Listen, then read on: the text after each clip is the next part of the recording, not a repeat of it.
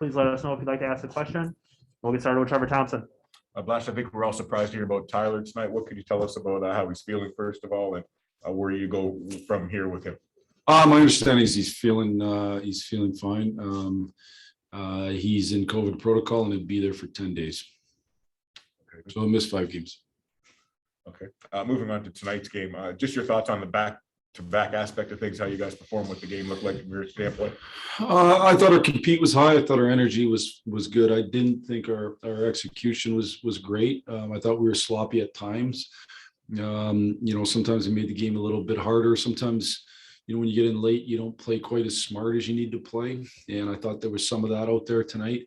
But we weren't at our best. And we found ways to win, or found a way to win, which I think is critically important. And you want to learn lessons while you're winning. Certainly there's lessons to be learned, but you want to do it while you're winning, and we did that. Overtime didn't seem like a whole lot was happening. Their man-to-man throw you off a little, or what did you think of the overtime of what we saw?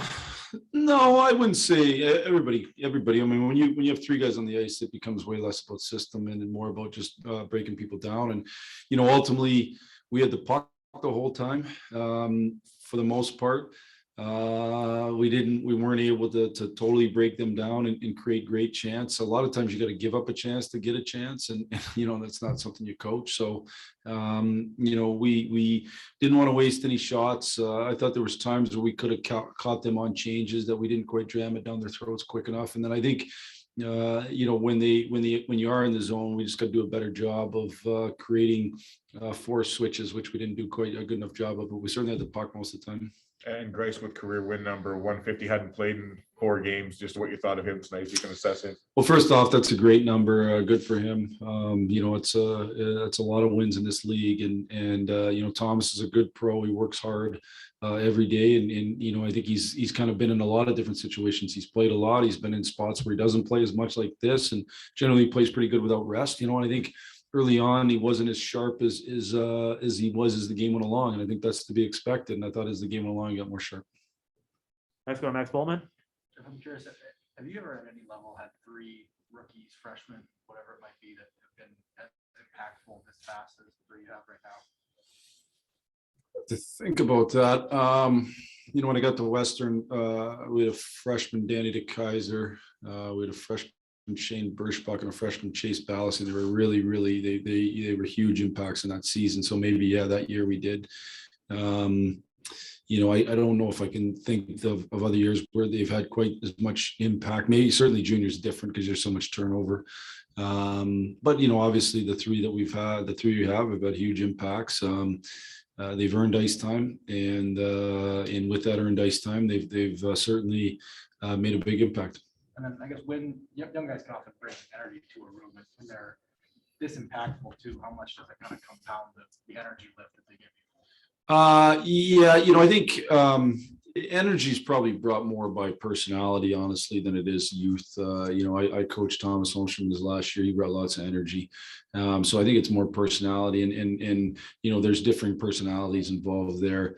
But I think what helps bring energy up is knowing that you have really good players in your locker room, and they, obviously there's been a real infusion of talent with those 3 players. Yep. Let's go to Kevin Allen. Yeah, Jeff, how beneficial is it to have a player like Adam Rooney who can slide up and down the lines whenever you need him, and can be a grinder or can deliver a goal like he did in that shootout, which was a real skilled goal? Yeah, Adam's done a really good job here in Detroit. He's really had to earn his ice time. I didn't give him anything, probably didn't understand maybe as good of the level of player that he's become. He's become a better player than the ice time I gave him early. He didn't complain. He just went to work and kept trying to eke out more ice time, and he's done that. And he is a guy who's kind of been a jack of all trades for us. He's moved up the lineup when we've needed him. He's been on a shutdown line here for 2 years, kind of a momentum energy / shutdown line. He's been on our penalty kill. He's been on our power play. He doesn't get a lot of penalty kill time, but he's somebody that's in that mix of guys. He's spent time in the power play. So he's been real valuable to our team, to our organization. And then Moritz Seider has accumulated a lot of points, I think, just by kind of playing his position well.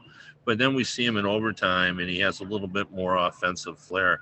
My question is what is his offensive upside? When, you know, I know it's only 20 some games in, but what do you see over the long run for him offensively? It's a good question. I think we're all, I think it'll be interesting to watch. He's got a lot of, he's got really good instincts of where the puck's going. So he does a lot of things where he's able to kind of sniff out where the puck's going, intercept pucks, and then attack up the other way. I would say his offensive swagger is really good. He's got a lot of belief in himself that way, and he's got that type of offensive swagger. My thing with Moritz is like any winning hockey player, just make sure that offense comes in an efficient manner without big risk, especially on the back end. That's what a lot of guys get applauded in this league for scoring lots of points on defense, but it is called defense, and the best defensemen are the ones that can produce points and play great defense. That's what the guys that win with, and that's who you win with for sure. And so, I don't know what his upside is offensively. I guess we'll let him prove it on a night-to-night basis. Thanks, Jeff. Yep. Next, we go to Helene St. James. Jeff, with regards to Tyler, do you anticipate needing to call somebody up, or? Not right now, no. Maybe actually the opposite. I think Grand Rapids plays Friday and we don't, so we might show some guys back down, but we'll see. We'll obviously take it. If we have enough healthy bodies, we'll go with the group we got, and if not, we'll call somebody up. And with Lucas, was there a moment in exhibition season or such when you thought, wow, this guy really looks like he's a natural, especially with Dylan playing on that line?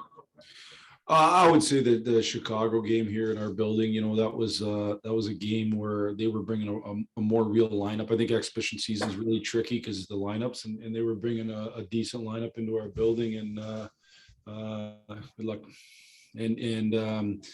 And so I think that would be one where when he performed the way he performed, I said, oh, he's got a chance to have an impact. But even with that said, you just don't know, and you keep watching. I think you guys know me well enough. I'm not going to get in my head of myself right now. Let's see. He's done a really good job so far. He's a good player. There's zero doubt. He's a really smart. He plays the right way. And he's been able to produce while also playing the right way. I think that's the biggest key. That's why he's been so transferable. He doesn't need to cheat to create offense, and so then he earns ice time. Last question, Nick Katsanika. Fishing a little bit here, but on Raymond, the most he ever played in the season in Sweden was 34 games last year. He's already at 24. You got a back-to-back tonight. He almost scores another. So I guess I'm asking, how has he handled the grind so far, and what makes you think he'll handle it well? Or are you worried about the rookie wall down the road? Was certainly worried, worried in a sense, Nick, that we're very cognizant of the grind of the NHL schedule, especially for guys that haven't played this schedule. And that would include Moritz Seider. There is nothing that replicates the NHL schedule. I don't care number of games. There's nothing in terms of the relentless nature of the NHL schedule. And so, it's conversations we've certainly had.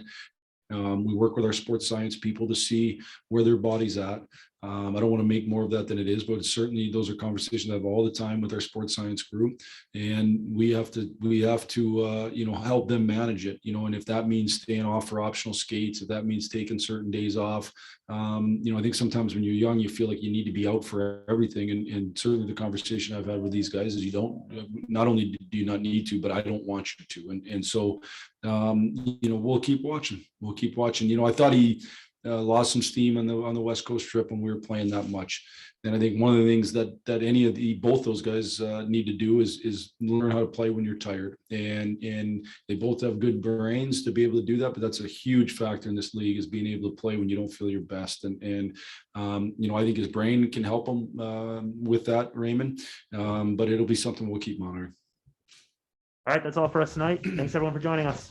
Thank you.